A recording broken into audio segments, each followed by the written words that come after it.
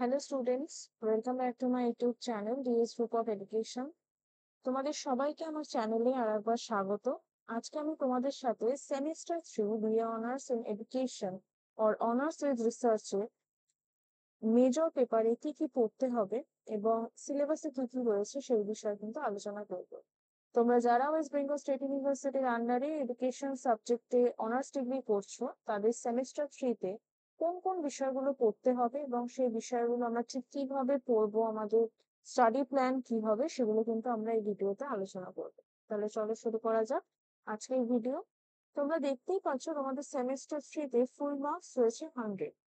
কোর্সের নাম কি? কোর্সের নাম রয়েছে পেডাগজি। কোর্স কন্টেন্টে যদি আমরা যাই, তাহলে কোর্স কন্টেন্টে আমরা দেখবো ইউনিট 1-এ কি রয়েছে। ইউনিট 1-এ রয়েছে ইন্ট্রোডাকশন টু পেডাগজি। এবার পেডাগজির আন্ডারে পেডাগজির কনসেপ্ট, পেডাগজির স্কোপ, লার্নিং আর টিচিং এর রিলেশনশিপ তোমাদেরকে পড়তে হবে। বেসিস অফ পেডাগজি, তার দার্শনিক ভিত্তি হতে পারে, তার সমাজতাত্ত্বিক ভিত্তি হতে পারে এবং তার মনস্তাত্ত্বিক ভিত্তি। এই যে বেসিস অফ পেডাগজি, সেগুলো আলোচনা করব। পেডাগজি অ্যান্ড অ্যান্ড্রাগজির মধ্যে কি ডিফারেন্স রয়েছে, পেডাগজি ভার্সেস অ্যান্ড্রাগজি। ইউনিট 2-তে কি রয়েছে? ইউনিট 2-তে রয়েছে pedagogy as a science of teaching. অর্থাৎ মূলত সায়েন্স টিচিং এর ক্ষেত্রে কি ধরনের পেডাগজি হয়, সেক্ষেত্রে টিচিং এর ক্ষেত্রে যে কনসেপ্ট, তার স্কোপ, তার প্রিন্সিপাল, তার function. Teaching as a process, teaching যদি একটা প্রসেস হয়, তাহলে সেক্ষেত্রে কি করব আমরা, সেক্ষেত্রে কি কি ইনপুট আমরা দেব, কি প্রসেস হবে এবং তার আউটপুট কি কি হবে, সেগুলো আমরা আলোচনা করব। নেক্সট যদি আমরা দেখি, তাহলে নেক্সট আমরা দেখব levels of teaching. Levels of teaching এর মধ্যে অবশ্যই autonomous, memory, understanding and reflecting. Basically আমরা এটাকে অনেক সময় কিন্তু হায়ারকি হিসাবেও পড়ে থাকি। ইউনিট 3-তে কি রয়েছে? ইউনিট 3-তে রয়েছে পেডাগজি অফ টিচিং লার্নিং। অর্থাৎ টিচিং লার্নিং এর ক্ষেত্রে ঠিক কি ধরনের পেডাগজি আমরা ফলো আপ করি। মডেলস অফ পেডাগজি, তার মধ্যে অ্যাসোসিয়েটিভ রয়েছে যেটা মেরিলের, এবং সিচুয়েটিভ রয়েছে যেটা মনসার।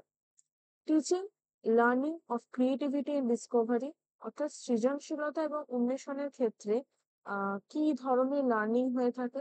এছাড়া যে সাইকোমোটর স্কিলস গুলো রয়েছে, সেই সাইকোমোটর স্কিলস এর ক্ষেত্রে কি ধরনের টিচিং লার্নিং হয়।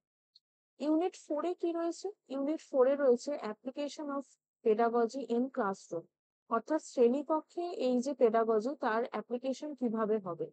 Teaching learning of principles and concept, teaching learning of problem solving, teaching learning of knowledge construction. অর্থাৎ নট অনলি তোমাদেরকে নীতিগুলো জানতে হবে বা ধারণাগুলো জানতে হবে, তার সাথে সাথে যে কোনো সমস্যার সমাধান ক্লাসরুম বেসিসে বা শ্রেণীকক্ষ বেসিসে কিরকম হবে সেটাও দেখতে হবে। তার সাথে সাথে কিভাবে জ্ঞানীয় ধারণার উন্মেষণ তোমরা করতে পারবে, সেটাও কিন্তু তোমাদের জানতে হবে।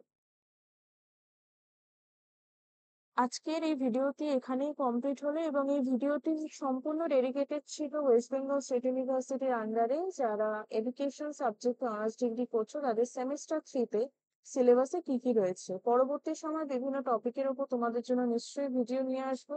ভিডিওটি কেমন লাগলো আমাকে অবশ্যই জানাবে। কোনো কোয়েরি থাকলে আমাকে কমেন্টে লিখতে পারো। এছাড়া কিন্তু আমার মেল আইডি ডেসক্রিপশনে রয়েছে, তোমরা আমাকে মেল করতে পারো। চ্যানেলকে যদি সাবস্ক্রাইব না করে থাকো, চ্যানেলকে অবশ্যই সাবস্ক্রাইব করে দেবে। And thank you for watching.